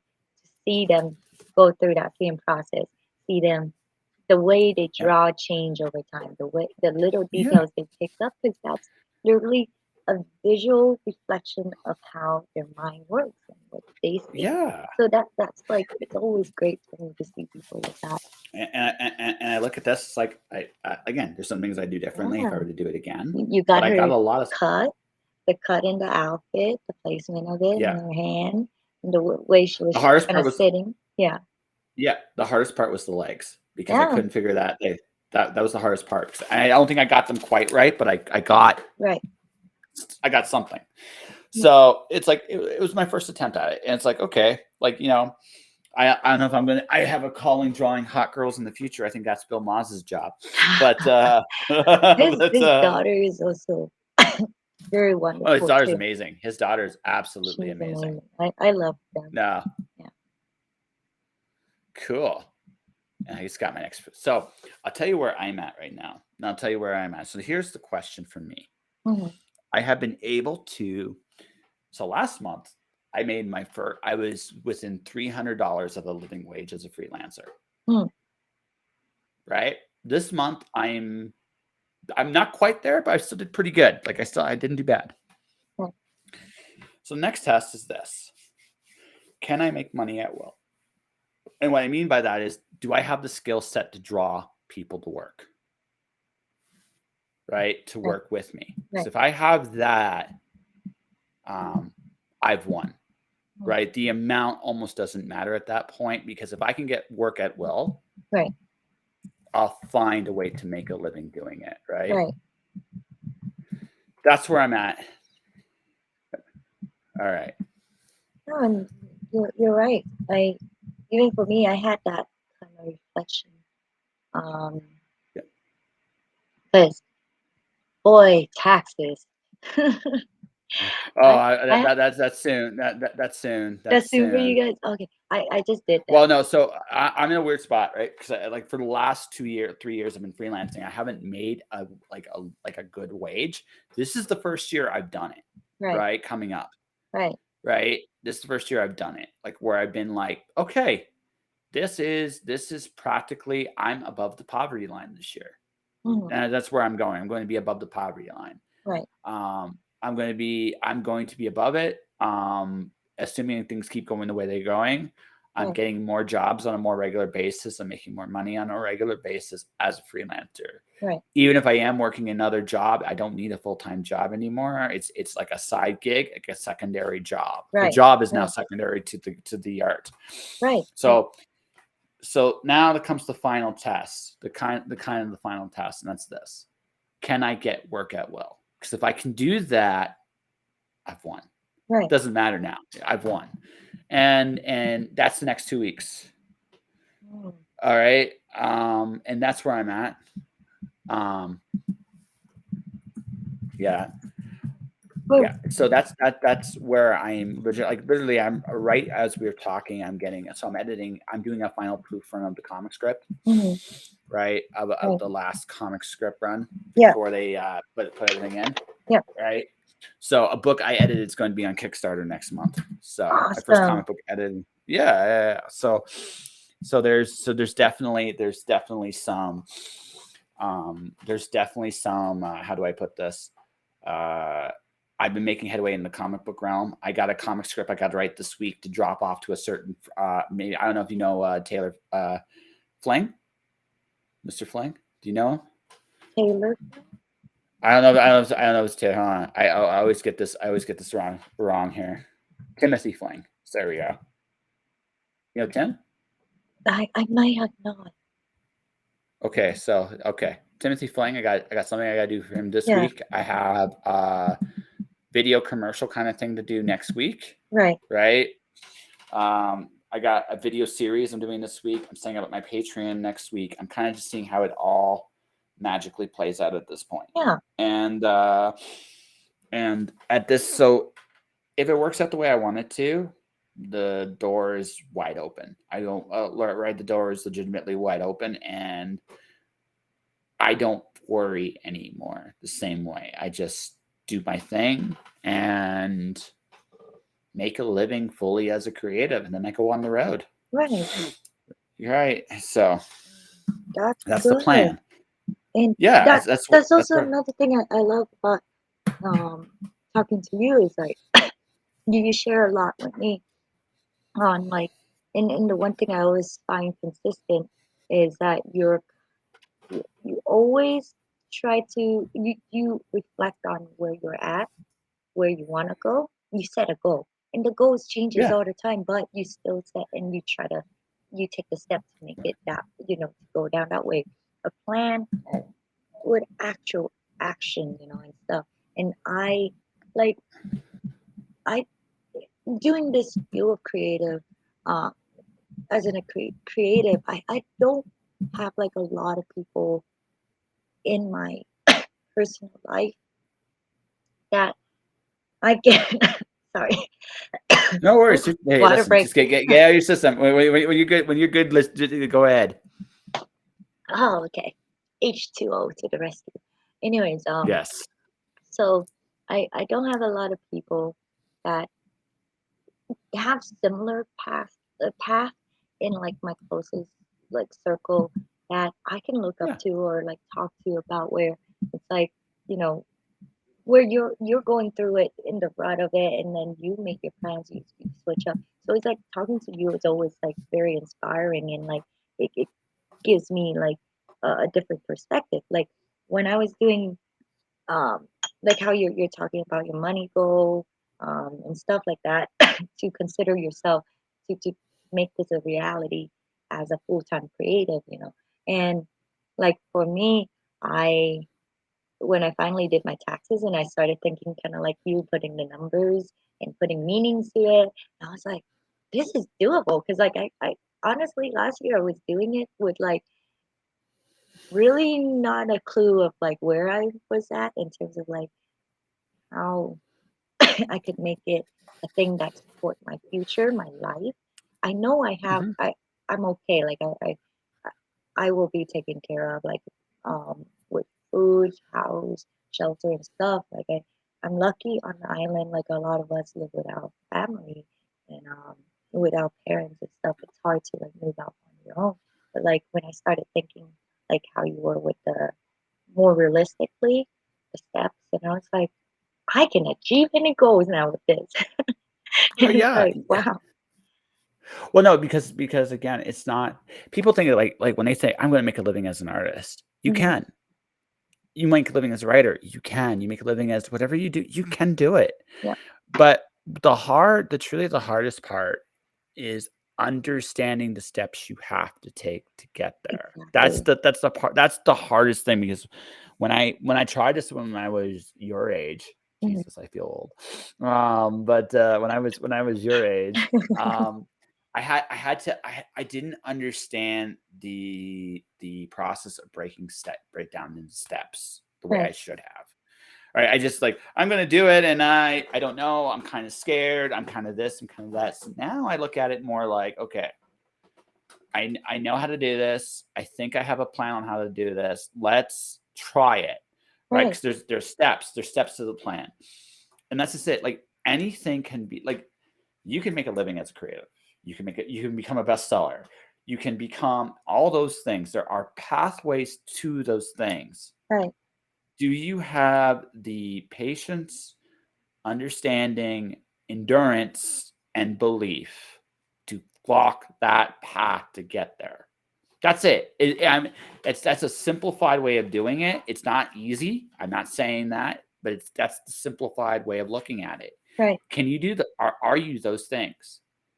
If the answer is yes, you will win. Inevitably, you will win. It may not look like what you imagined it. Like for example, let's say hypothetically, like to be honest with you, down the road, right? I'm going to keep getting better at the art. Eventually, it's like people are going to look at it and go, "Hey, you might fit a story of mine," right, right? I'll be like, maybe, right? right, Maybe, and I'll be like, right, how much, right? Right? And I'll be like, how right, much? Because I'm a businessman, right, and I know what the work and the effort and the practice is to do it. right, Um, that would not be how I would imagine it would work out. Just like you, maybe you write your graphic novel and it is the greatest thing ever. And I don't, and I'm no joke. Like it's like you write something, it just connects at the right, it just connects at the right time at the right place, right, and suddenly you're the biggest thing since sliced bread, right? All of a sudden, and it's as a writer, not as an artist. You'd be like, well, shit, how the fuck that happened, right? right, Right, right. right, You right, wouldn't and expect it. Yeah, yeah, you wouldn't know. It may not be like so. It doesn't always work out the way you imagine it'll work out. right, But if you follow the steps and the job, and honestly, the secret, folks, is this: the job is not to shoot yourself in the foot. That's it. Are you going to show up? This doesn't sound sexy. Are you going to show up? Are you going to do the work? Are you going to practice? Are you going to make the time, the effort, the energy into what you're doing? right, Are you going to take it seriously? Do you have the discipline to take it right, seriously? If you have that, inevitably, you will find a path to success. It may not look like what you imagined, and that's kind of why I said it the way I said it. right, But you'll get there. And it's not like from a step perspective, it's not as hard as people make it out to be, but it is a lot of work. And that's why when going back to the very beginning of our conversation, you're like, I'm surprised you kept going at this. It's right. like, no, it's right. Well, that's also Because it's just, a thing too. It's like I think one of the how I got into this comic, the way I was vetted by folks was, do you have the passion for it? Do you have the yeah, will, the passion?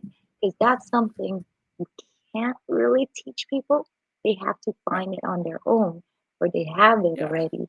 Um, but if you do have the passion for the art, whether it be writing, music, drawing, whatever, um, if you have it, all the things about practicing, going out to look for resources and things that will lead you to succeed, that will be kind of natural for you in a sense, because you would think like, well, I really like this, I want to mhm, see it go to a certain extent. Now you may not know where to go, or you don't know how far it goes, but that I would hope that at least like with me, I know like that passion for the craft left led yeah, me to be inquisitive, led me to go out and not be shame about asking every question, because there's to me there's no stupid question. Um, mhm, you don't know what you don't know until you go and do and ask, right, and try. So I just think like that's the number one thing. And for you, maybe that's the thing. Like, oh, you do have that passion to an extent yeah, about like drawing, whatever that yeah, it does to bring you happiness. You enjoy so much. You you develop a passion for it and you found it and you kept Abs- doing it. yeah, Yeah. And exactly. it's cool that you're like starting to like do cover, like your version of the covers and like the anime, the manga that you read, and it's like that is nice. A lot of people would Yeah. just give up after like they hit die and they're like, this is too hard. And they wouldn't even go through all the way. You went all the way to reach a Well, completion. that's it's not like you just work at something. Like okay, so this is the thing. As a writer, as an art, like as a writer, Mhm. the how do I put this? A a writer, an athlete, an artist, a musician, an actor, any discipline you want, Right, it's the same tools the whole way through. right, Do you have the discipline? Do you have the drive? Do you have the belief? Do you have the toughness right, to learn? Right? right, This is, by the way, this is true with any job. It's not just a creative. It's not just a creative gig. It has everything to do with. Um, it has everything to do with what you choose to do. Right? There's no magic surprises. right, Right? There's no magic surprises on this journey. But you have to be committed to it, and you have to have the confidence to go forward. But once you've done it once, mhm, the principles are the same. Like when you write your graphic novel, right, you're going to find that when you write your graphic novel, the discipline, the storytelling, it's not that different than what you've already done. right, It's a slightly different language, right, and you're going to have to learn that language a little bit, right, but you've already done, but the discipline, like the tools to learn it, right, you already have. right. So it will be easier for you. And I'm gonna warn you up front though, Mhm. you're going to be a little madder at stories after you do this. I'm just gonna say this. You're gonna be a little madder at some of the stuff you get sometimes. You're gonna look at it and they're like, why did you do that? Why did you do that? Right? Yeah, yeah, yeah, Right. That's the only thing, right? That's right, that's the only thing about it. You're gonna have a better knowledge of what to do. And I mean, look, like let's be great here. I mean, from a comic book artist standpoint, you could do far worse being the next Colleen Doran if that's what you want to be, right? You could be far worse than that. right, As a writer, I mean, again, maybe you aspire to be somewhat. So I don't know who your aspirations to be exactly. Maybe the next Ronnie Howard, your own version of it. Um, but I mean, yeah, it's all possible. And again, you already have proven to me and everybody else here, you have the drive and the desire and the will to learn and grow, and you do it, and you're amazing at it. So when you go into the next thing, you're going to do fantastic too, because you've already proven to the world you can do it once. And you'll find it's almost like riding the same bicycle. right. Because in some ways it is. In some ways it is. Mhm. In some ways it's different. I mean, you'll learn things. It'll be like, okay, that's not what I expected, Yeah, right? But it'll be, um,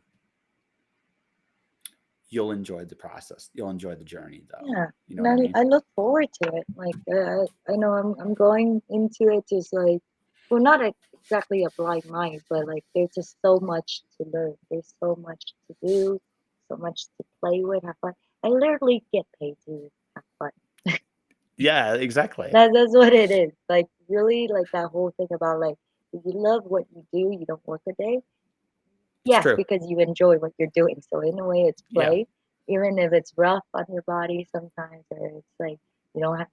It's priority. I love So having fun. so so 2 weeks ago, actually last week, Hmm. I got paid to do a Power Rangers parody video. Ah, It hurt my brain a little bit because you know how many times I listened to the Power Rangers theme for like a week? Yeah, right. But seriously, I had this moment where I actually had to stop while I was doing this job because it was for a very awesome individual. Marthius Wade is an incredible human being. I want to see if I can get him on the podcast before I wrap this up because I don't think he's ever actually been on this variation of it. And I right, kind of want to get him on before he goes, before the show evolves to its next level. right. Um, I was gonna but say it's not. You're not ending your show, are you? no. I'm not ending it. but I am evolving it. It's going to Okay. go in some ways. It's going. I've already done like 5 secret shows. Mhm. I've already done my first out of town show. I've already done my first out of town show, which I Mm. think is just incredible, right? Yeah. Right. And you know, but when I want to get him on the show. But anyway, here's the thing. He comes to me and he goes to me, "Hey, listen, I have this idea for an intro video." He's like, "Can you do Power Rangers?" It's like, wait, we're going for like terrible, aren't we? It's like, yes. It's like, I'm in. I'm just so in. The hardest part of the job, and this was, I kid you not, I could not find a mix for. He wanted to do Power Rangers Zeo, which I looked high and low for, and I couldn't find her like a remix I could download or buy somewhere, Uh-huh. right? So I had to compromise to say, are you cool with like Mighty Morphin Power Rangers remixes? Yes, and he was, and oh my god! So you can actually hold on a sec. Where Let's can see. people You see can this? find it. It's on my. It's on my face. It's on my Facebook right now. You can actually. It's on my YouTube channel. It's not on my YouTube channel. It's on Martius's YouTube channel, as it Uh-huh. should be, right? But you can go here. I'm actually gonna go try and find it real quick here, and then I'm gonna send a link to it. It's such a wild. Yeah. So. Oh wait. Okay. So. Okay. Hold on a second. Take your So time. Yeah. I'm just But hold isn't on. that kind of cool about like doing what we're doing? It's like we get to do this most So silliest, here you go. So most on random. just click there. Just click on the link. You'll find it. All right. It's on his YouTube channel as well. But I made this video. I actually made this video, and I was like, oh my god, this one of those. Right. Right.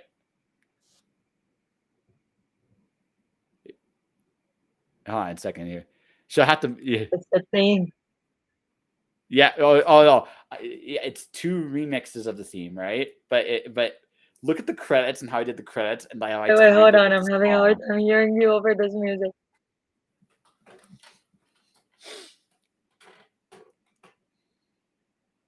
Oh my god.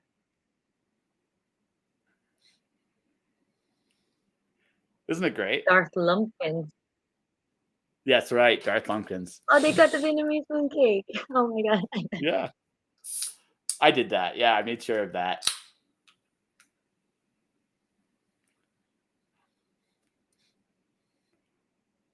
And isn't it funny? Yeah, it's funny. Where the hell they find these costumes? Is that a donkey? Yeah, no, it's Muley the Mule. It's so Oh, the mule. on his show. So I've edited a few of these videos for him as like he's one of my clients, right? Right. I got paid to do that. Like, isn't that amazing? Right. That's why it's like, what other job do you get paid to do this kind of stuff? Yeah. You're And, hilarious. and it made you and again my personal moment of pride in that is, you know how in the original Power Rangers like intros, every time you heard the Go Power Rangers, you'd introduce a new ranger. Yeah. I was able to almost match the timing on this video perfectly. Right. Right, it was like, this feels like a Power Rangers theme. I'm great. It's still in my head, like seriously, it's still in my head, but I laughed so hard putting that together. I laughed You're, so hard. but also your poor ears. There's a ringworm of, or like a Yes. earworm of like what you call it, Power Ranger. Well, yeah, I heard it I heard it for straight for a week. I heard it straight for a week. Go Power It was Ranger. like, yeah, no, seriously, I did. I heard it straight for a week. It was fun. It was the hardest part of the job, and it was finding the right mixes for it. But once I found it, it was like, oh my god, this is so Right. fun. It's the little stuff in the job that makes it fun. Like, so part Yeah. of my job as an artist too is to show up at shows, right? Oh And yeah. well, I just recently finished. Well, this week is actually the last week of um, an exhibition, a local comic exhibition in a gallery in downtown Chinatown at Mark's Garage, or Arts at Mark's Garage is what it's called. But this this month we have it dedicated to comics. So we have the whole month booked out at the gallery show. And this year I'm actually on the wall. I'm so grateful for being invited in and having a wall space to put my stuff up. Last year I was kind of like invited last minute to do kind of like appearance pop-up table where I can sell my stuff. But then I was like, that's the first time I got to step into a gallery with my work. So I made, Mhm. I swear to you, I went one day. I just like saw my dad walking down the hall in the house, and I was like, Dad, I need to go to Ross ASAP. Can you take me there? I don't know why I need to go, but I feel like I'm gonna find something great there for this show. Mhm. And I did. I found two shoe shelves, and they're kind of thin, narrow, and like they're tall. So what I did was I flipped it on the side where there's these bars that initially you put the shoe to rest on. I flipped it on its side, put a bed sheet over, and I got a Mhm. bunch of binder clip with like Velcro. I Velcro the back of frames and I Velcro the paper clip. And I did it that way so I can clip onto the bar. And that way I made an an artificial wall on top of a table to put my artwork on. So I had a gallery within a gallery. I was like, to Nice. this day, Nice. I might not be as proud of my artwork, but I'm sure as hell so proud about that shoe shelf of a wall. If you see it on my Facebook and you see me in like last year, last April, you see like a show that I did where I had like a small wall in the gallery. That was a shoe shelf underneath, and it was Yes. held down by like actual workout weight. So bro, That's amazing. that's the little stuff that you do to achieve a project. I think that's what we end up being so geeky and proud of as creators. Yeah. All right. No, that's amazing. That is absolutely amazing.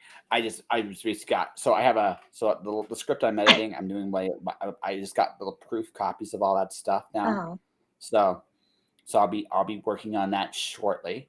nice. So, and also, I really thoroughly enjoyed talking to you. I kind of want to say something here because we do have to wrap up, and Oh, you got a lot of projects you got, like, I I'm mean, behind from so being sick. so I mean, we'll probably still unofficially talk for a little bit afterwards because I know Oh yeah. who we are, but I mean, but officially, folks, we gotta wrap this up soon. Um, what I wanted to say, like, one of the reasons why I wanted to bring you back now before the show evolves to its next level, um, I wouldn't be who I am as a creative without actually meeting you. And I kind of want to thank you very much for that live on the air because, yeah, you're an amazing person. And I'm glad I got to meet you. And I'm glad you've everything you've done to help me on my little journey. And you're going to go very far, Oh, whatever you thank want to do. you. I feel like you helped me a No. lot more. Well, no, hey, listen, sometimes, look, never take for granted the impact you have on people's lives, right? I don't mind being the wise, grizzled elder ish, somewhat.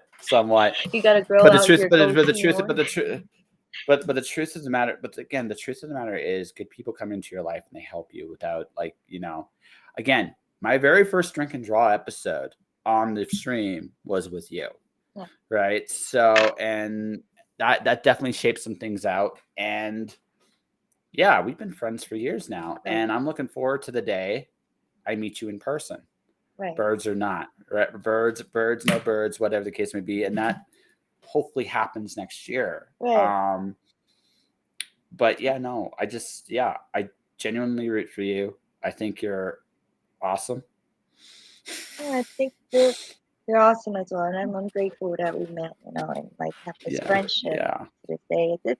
It's not often you find that in your day-to-day lives, walking around, just meet someone and like have that like trust and connection, and like be able to really grow and support each other. And I'm learning to build more of that connection with folks around me. And I yeah. have a friend here who does YouTube. Um, Shout out to Grant Wichita if you watch his channel. go subscribe. But he's No worries. No, ever hey, since, hey, hey. yeah, I'm shouting out to all my friends. But yeah, no, it's like I'm building that connection with everyone's here and like learning that I can, from my walk of life, like my perspective and what I see, I can give them feedback that they never got exposed to. And that's what you do for me too. And so it's like it's awesome. And like what episode are we on again? 951. Oh, 951. You're getting to a Counting thousand down. or yeah, thousand. It's going to be at least 1002. I'm One trying to thousand. get a big guess. Yep. At least 1002. If I do any more two-parters, when I get to July, it's going to be interesting because it's going to be I'm not going to be on the Twitch stream as much. Even if I'm doing episodes still in July, Mhm. it'll be like 1,001, 1,002, Right. right? And then maybe right, and then maybe like a couple more here and there, and then I'm going to quietly like officially put the show on hiatus until I'm on the road. Right. But yeah, like after 1,000 episodes, I deserve a vacation. I think a little bit of a vacation. Yeah. And I've done in the last like when I hit July 2023, I've been doing streaming since December 2020, November 2020, right before and I basically almost 2 full years and like 2.5 years. And I did 650 episodes in 2.5 years. Wow. Wow. Yeah. That's So great. That's yeah, that's the thing. I've done 650 episodes. Like 451 was my first Twitch era episode. right. So that's just give you so oh sorry, not quite 650, 550 episodes, but still it's not a small number. And Yeah. it's not a small number. I've met some incredible people, and I kind of like wrapping this version of the show down. I've been very blessed with the people I've met, and I kind of like some of the last 100 has been bringing back guests from all eras, Right. right? So that's going to go all the way to the very end of the run. Right. And yeah, well, like I'm excited for what's next. Yeah. I have one question before we start plugging your stuff. What's going on right now on you, like the various Kickstarters and stuff like that? That you have covers for, right? Because you have a few, right? You have a Yeah, few I was right like, I now. have to think a bit because it's been quite a bit. Yeah. So, but I wanted to ask this one last question. Are you happy in Hawaii? Are you going to stay there? I freaking love it here. I don't want to go. No. Hey, I know it's like because again, we were talking a little bit. We were talking a little bit about a year ago. Now, again, I know how things have changed in some ways, and again, Yeah. but I also feel like um I wanted to. What I was very curious is what curious with you was. Did you find because again there was a moment I thought like there was a chance you might come to the mainland at some point, like at least for a short term, at least at a short term basis. But my feeling is that now that you kind of like are a lot more comfortable with you, Mm. I don't think that's going to happen. Yeah. Well, it sure as hell doesn't. It's not going to happen unless something major happens in my internal Yeah. life. Um, like get a partner that wants to move and start a family. Then I, if it's for job and stuff, like I get it. But if like we can make it out here, like I can keep it sustainable out here, hell, hands down, this is home for me. As a No, military and brat, we it's hard for us to have a sense of home, at least in my experience. yes. So like once I got here, people that I built connection, the community that raised me, the comic community here raised me. They helped raise me the way to be who I am today. To be, if you ever call me like generous or like kind or like so approachable and like loving or like I give a lot of hugs, that's because of people here that taught me. I love it here.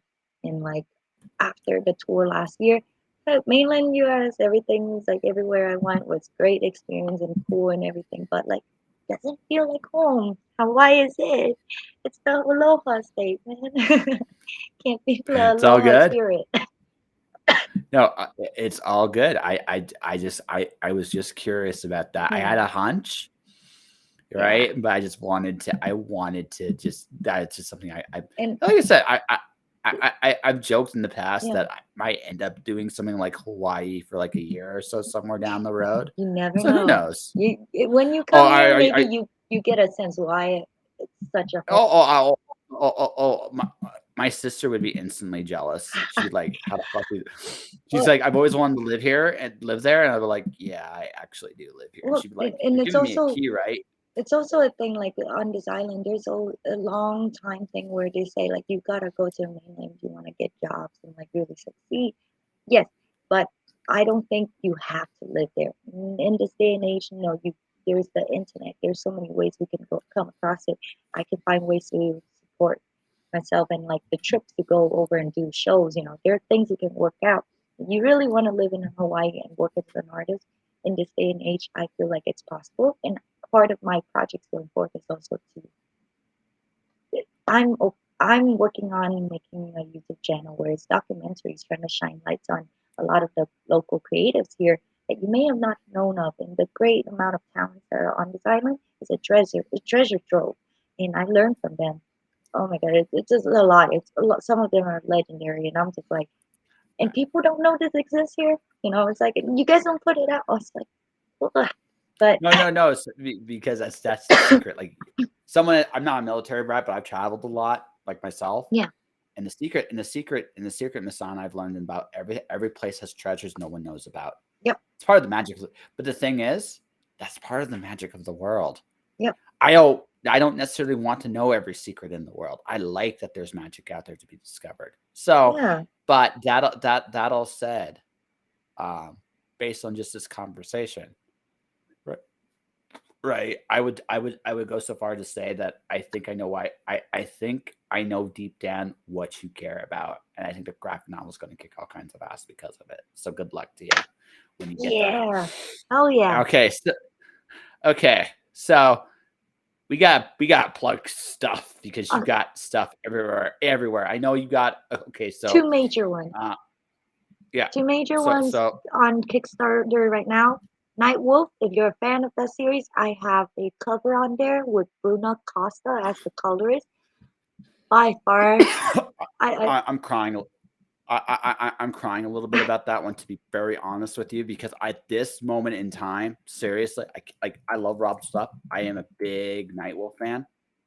right. I love his stuff, but I don't know if I'm going to be here, right? To get the Don't. project once it's funded. I'm actually going to this is Oh, one of those things like that's what kills me about it, because I really want this, but I don't know if I can actually get it because I don't know when he'd actually send the comic here, oh right? It's no. like I may not be here. You know what I mean? That's kind of the part that really kills But me. it's hard. And Yeah, that's if you're traveling and stuff, we'll probably be able to figure that out. Like I know oh, I could figure some stuff out. I have a hunch that Mr.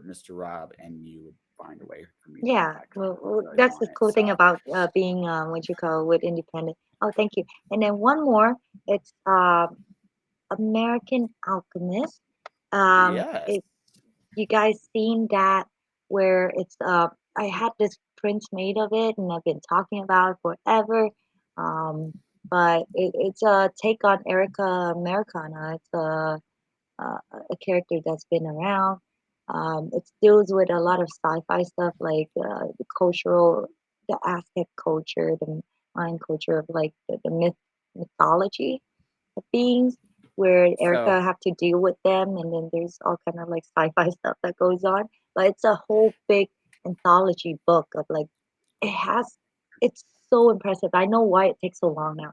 That project I've been waiting for over a year to start to get on yeah, Kickstarter.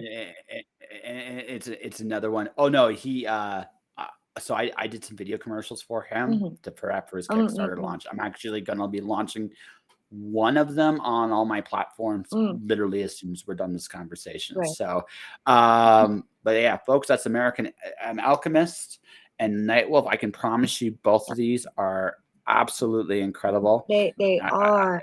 Oh, yeah, that cover that Bruno colors for me by far my I favorite coloring job that I collab with. Um, it she just I, understood.